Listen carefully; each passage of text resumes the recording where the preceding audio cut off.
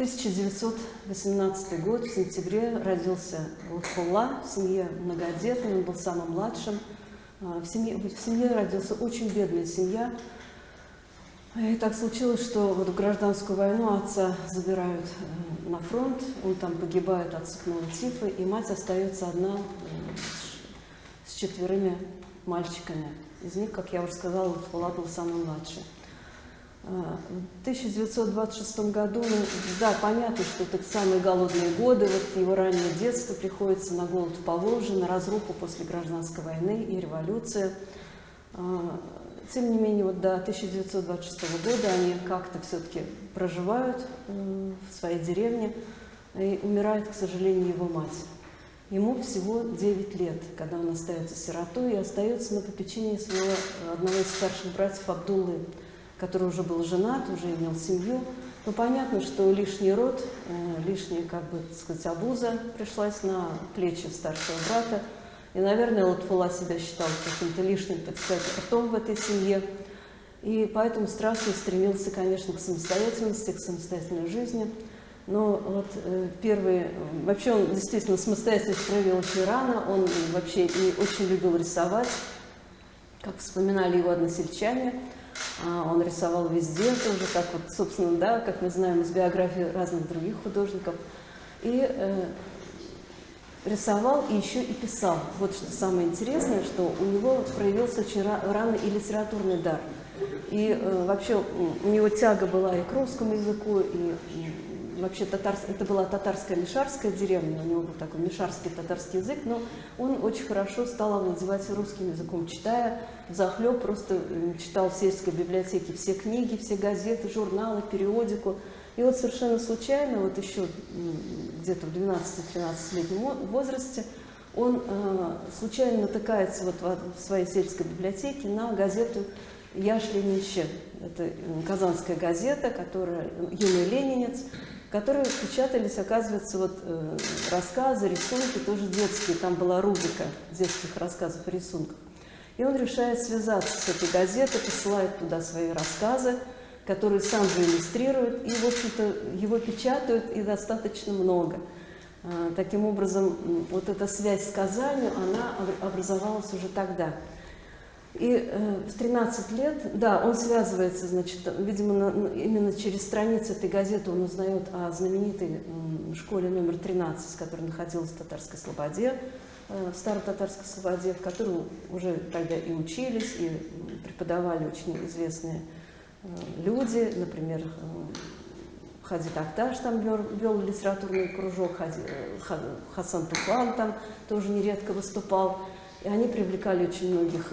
Вообще, это был такой центр татарской культуры. Вот, к слову, скажу, что мой дедушка, который закончил медресе Мухаммадия, он тоже преподавал в этой школе, был учителем начальных классов. Вот я, наверное, хочу так вот приятно мне осознавать, что, наверное, Лутфулла Фатах, Харис Якупов, возможно, вот, наверное, встречались, конечно, он встречался с этими учениками, мой дед. Но, тем не менее, вот, школа была действительно знаменита, и Лутфулла Фатах настолько, видимо, все-таки вот судьба его приучила быть самостоятельным, что он пишет письмо и директору школы, и спрашивает, нельзя ли ему прийти учиться сюда, в Казань, потому что у него было великое стремление и либо пойти по литературной стезе, потому что действительно он хорошо писал, либо, конечно, вот по художественной, по стезе художника. Ему отвечают, конечно, приезжай, приезжай, мы тебя примем. И принимается решение Лутфуллой идти в Казань, потому что понятно, что ехать было не на чем, не на что. И он просто буквально, да, его очень вдохновил пример Михаила Ломоносова, который пешком пришел из Холмогор в Москву в свое время, да, тоже за знаниями, за учебой. И он, вдохновившись вот и этим примером тоже из русской истории, он решает идти пешком. Действительно идет пешком. Его путь занял, ну, не говорится сколько, но, наверное, в районе месяца, да, он примерно шел. Везде он как-то, его, конечно же, жалели, принимали везде, это был 31 год. 31 год, конечно, сельские люди вообще всегда очень душевные, радушные, и, конечно, его всегда принимали, давали переночевать, возможность кормили по возможности. И вот таким образом, избираясь от села к селу, от деревни к деревне, Фула дошел до Казани и прямиком пришел в школу 13. Она находилась на улице, сейчас не припомню, там то ли Фаткулина, то ли Азимовская, да. В общем, это примерно, вот сейчас, где Азимовская мечеть, да, наверное, там, примерно. Там находилась она в старинном красивом здании. Его приняли в эту школу, но жить было поскольку негде, он остался прямо жить в самой школе. Ну и знакомиться, естественно, с ребятами, с учениками, очень общительный, очень коммуникабельный, внешне такой очень высокий, стройный парнишка, так сказать, переходного возраста, да, 13-летний парнишка. И с Харисом Якуповым они, естественно, там знакомятся. Харис на год его помладше, ну, может быть, там на полгода, если по месяцам, да, считать. И Харис рассказывает об этом мальчике у себя в семье. И его мама, когда-то тоже сама сирота, зная, что такое сиротская доля, круглая сирота, Лутфулла, она говорит: привези этого мальчика к нам. У самих многодетная семья, 6 человек. У Хариса было 5 братьев и сестер.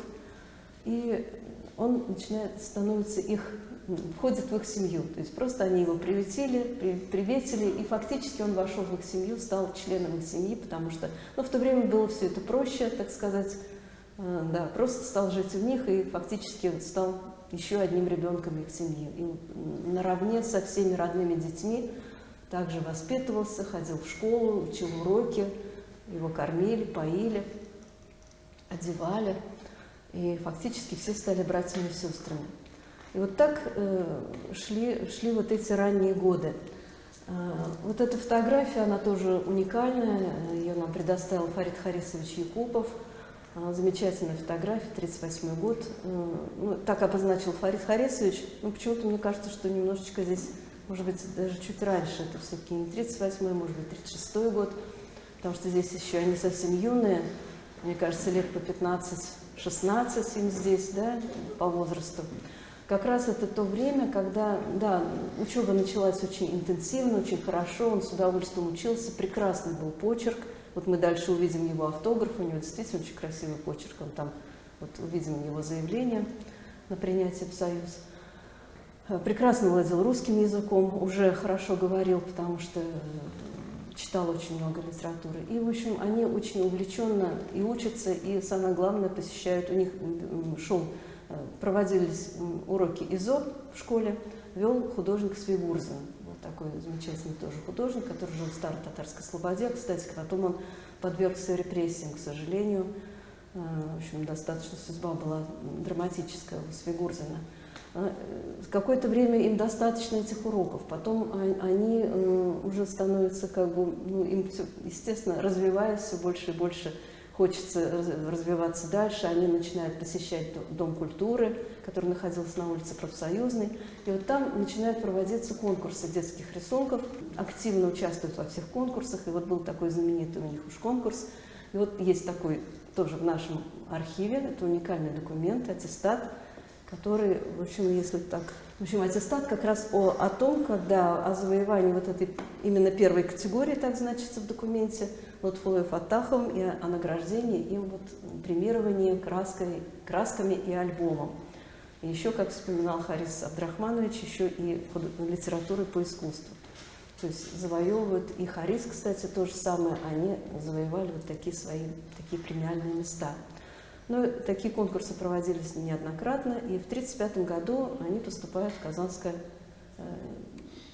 тогда еще, наверное, не Казанское художественное училище, а художественный техникум Казанский, театральный техникум, просто художественный техникум, и становятся студентами. Очень много, конечно, тоже занимаются совершенно самозабвенно. В то время вообще какая-то молодежь была, наверное, тоже это время, такая эпоха была, что вот это стремление, ну, во-первых, революция, голод, гражданская война, годы становления, НЭПа, там, ну, страшнейшие годы на самом деле, да. Ну, понятно, молодость, юность, желание жить, стремиться, так сказать, к лучшим, к победам, на том поприще, которое они избрали. Самозабвенно совершенно учатся, вот, набираются знаний. И, конечно, для них были очень значимыми и преподаватели, педагоги, которые в то время обучали их.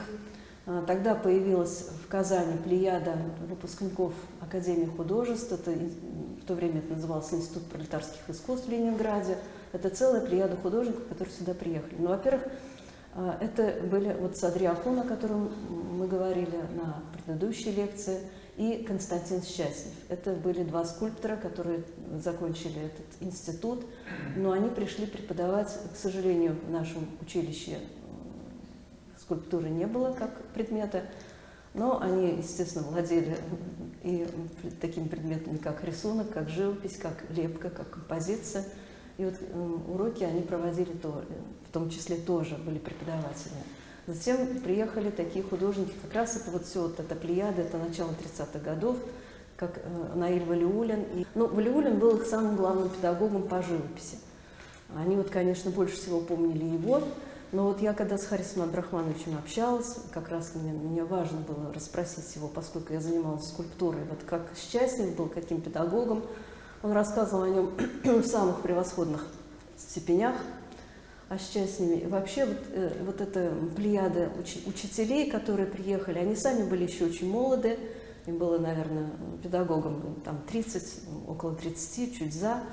То есть тоже были полны силы и энергии и желания вообще вот привнести вот эту столичную школу, фундаментальную, да, классическую школу в Казань, потому что тогда все-таки с состоянием живописи было достаточно слабоватая была живопись. В то время уже были утеряны некоторые традиции школы, к сожалению, нашей Казанской художественной школы.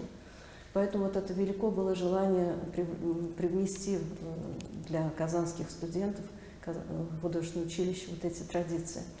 И поэтому вот что касается именно Счастьева, но я думаю, что это касалось всех, и Валиуллина в том числе, они привнесли сюда дух вот этой столичной школы, а в то время Институт пролетарских искусств – это преемник Вхутеина, Вхутемаса. И, конечно, они прежде всего стремились, вообще в то время столичная молодежь художественная жила настроениями и эстетикой импрессионизма, постимпрессионизма и, конечно, вот этих музеев изящных искусств, который был в Москве.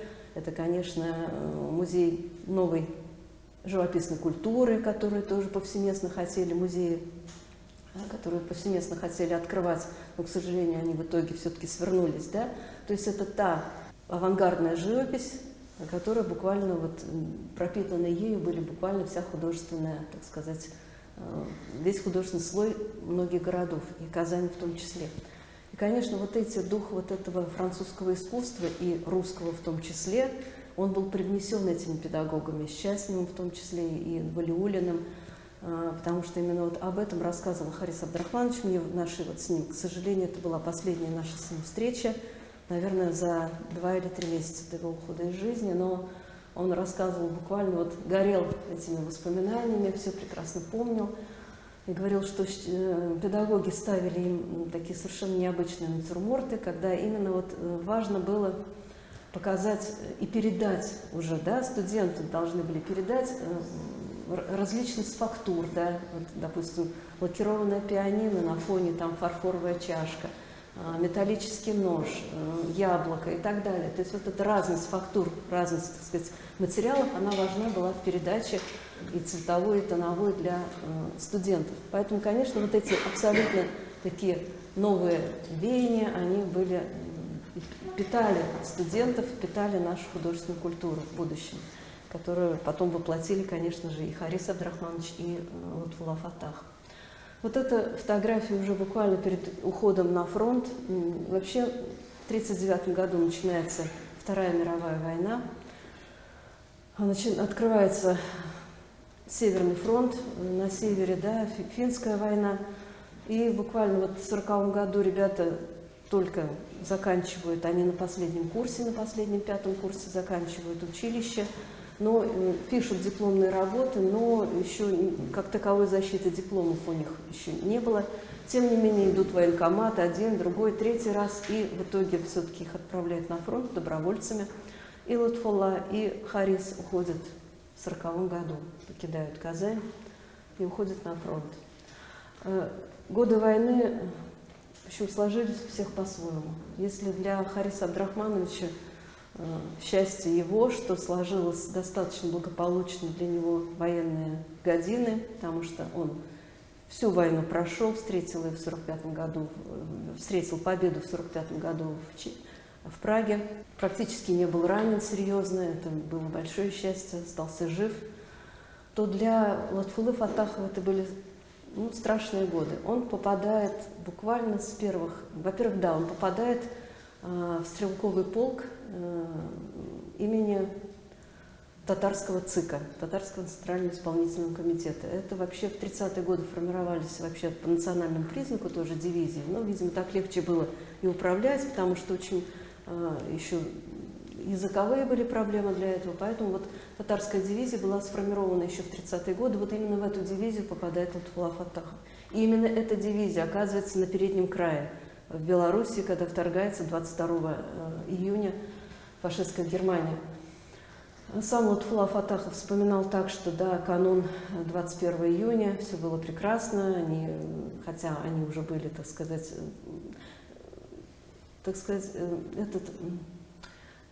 угроза войны, она витала, конечно. Она витала в воздухе, но все надеялись до последнего, что все-таки ее не случится, потому что был все-таки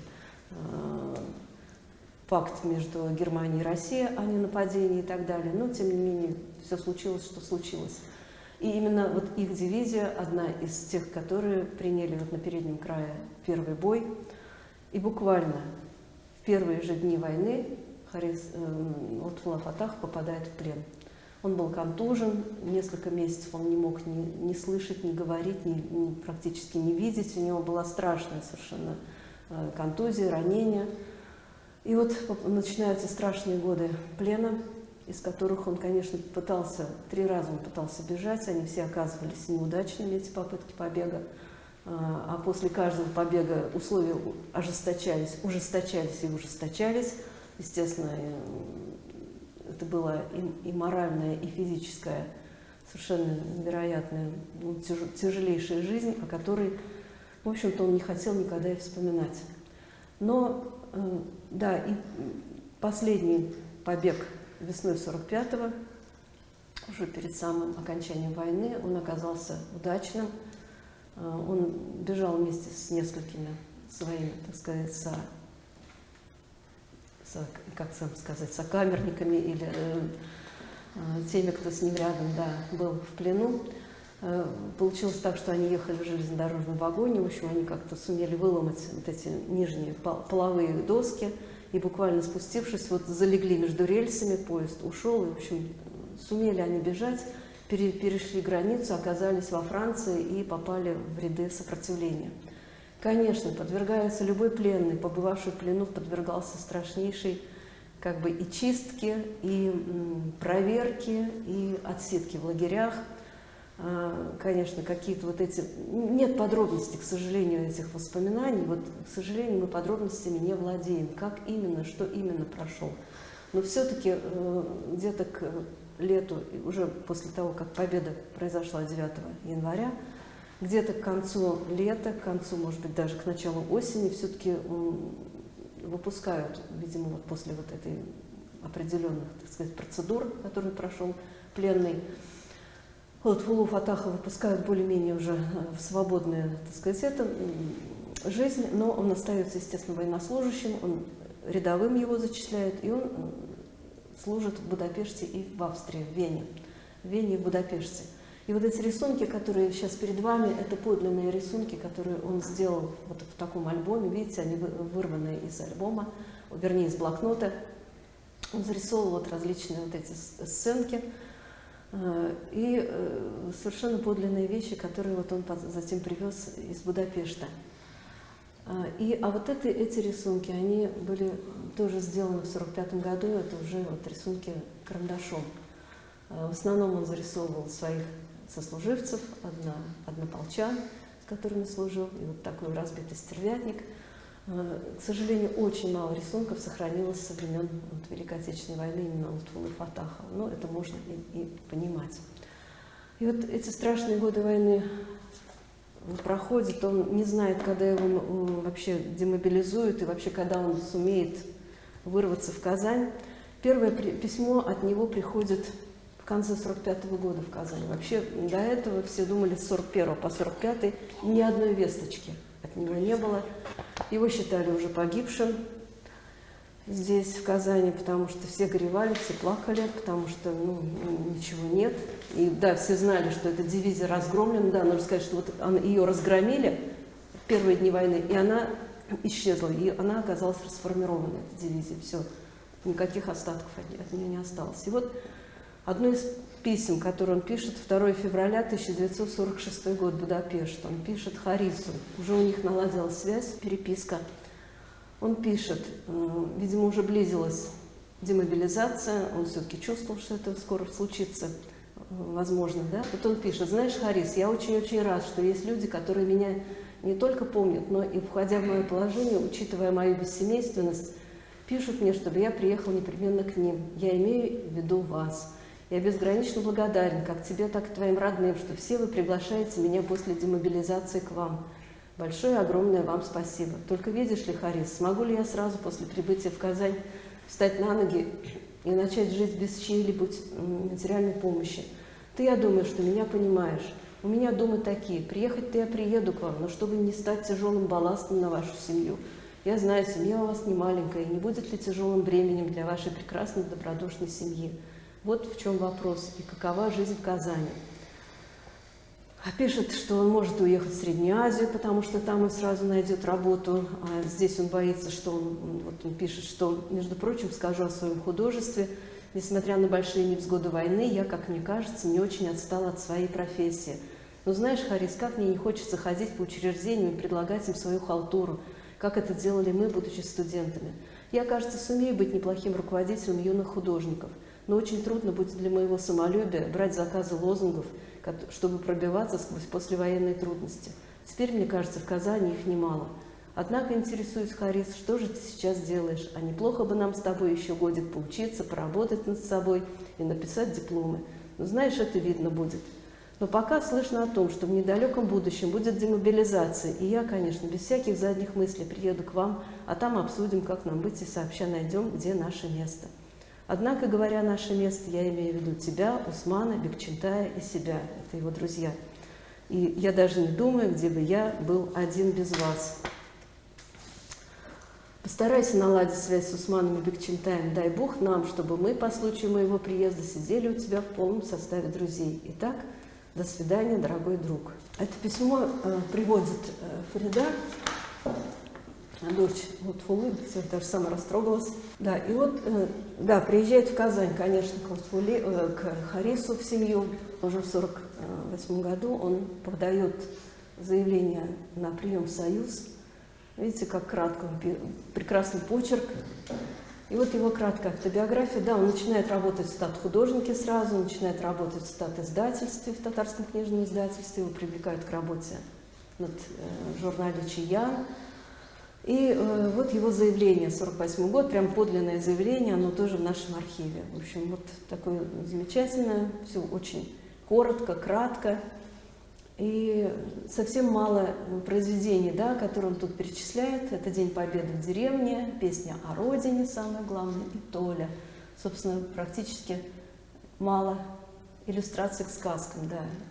Это все, что он тогда на тот момент сделал. Ну и вот свою автобиографию, я думаю, вы успели, да, почитать? Да, вот. А, вот еще в 1947 году, да, учился уже вот во всех художнике у Иогансона, они вместе с Харисом Абдрахмановичем. 27 апреля 1948 год. И вот, конечно, придя снова в дом Хариса Абдрахмановича, а там его 6 лет нет в Казани, не было в Казани. На 10 лет его моложе была сестренка Хариса Абдрахмановича Суфия, а тут эта прекрасная молодая девушка, очарован, влюблен. И, по-моему, в 50-м году они поженились. А здесь они вот вместе встречались, конечно же. Но Суфия, конечно, была озадачена, как пишет вот их дочь Фарида в своих воспоминаниях об отце, она была озадачена, потому что она его как-то воспринимала как брата, потому что, ну вот, жили же с детства все вместе. И сначала даже ей было сложно представить его в качестве мужа, но, тем не менее, тоже появилось и ее ответное чувство. В общем, они поженились, у них создалась великолепная, прекрасная семья. Вот так вот они молодые, прекрасные, после войны, все вот вместе встречаются, общаются, работают. С Харисом они неразлучны буквально, потому что они теперь уже не просто, а Харис Якупов тоже в это время женится, вот тоже прямо они вот все в одно время, он женился на великолепной, тоже замечательной Рушанье Альменовой, это младшая сестра замечательного нашего тоже татарского художника Байназара Альменова, который многие-многие годы был главным художником татарского книжного издательства. Ну и вот его одна из первых работ, которая прозвучала на всесоюзной арене, что ли, скажем так, это песня о родине, неизвестно местонахождение. По описаниям, что она была очень красивая, вот на фоне какого-то золотистого такого закатного неба. Это он написал как раз о своих годах пребывания на чужбине, о последнем времени, когда уже произошла победа, уже она случилась, а он еще за границей находится, он всей душой рвется домой, на родину. И вот группа солдат он изображает, конечно, автобиографично очень эта работа, как они смотрят вдаль, мечтают о родине, что наша вот страна где-то там далеко, а это все чужие края. Это писал он, конечно, вспоминая Венгрию. Эта работа была на всесоюзной выставке, и она первая принесла ему такую известность. Они начинают очень работать вместе, и Фаттахов, и Якупов начинают много работать вместе, вот пишут одну из первых своих работ «Провозглашение советской власти», она сейчас находится прямо в экспозиции Национального музея Республики Татарстан. Ну и вот самая, наверное, такая главная работа раннего творчества Лутфулы Фаттахова, опять-таки совместная работа с Харисом Абдрахмановичем, подписание декрета. Ну, видимо, в силу молодости, так сказать, да, они взялись за эту работу, в смысле молодости в чем плане? В каком плане? В том плане, что еще не знали, насколько сложно написать было эту картину, а для работы было всего несколько месяцев. Но, тем не менее, больше это были единственные такие уже состоявшиеся художники, кому вот такой совершенно ответственнейший заказ был предоставлен нашим правительством. В 1950 году должно было очень широко праздноваться 30-летие образования Татарской ССР, и к этому событию нужно было создать очень значимое, мощное полотно, которое вот как раз покажет во всей значимости, да, вот это состоявшееся событие. Они едут в Москву, в Московском Кремле, в кабинете Ленина работают.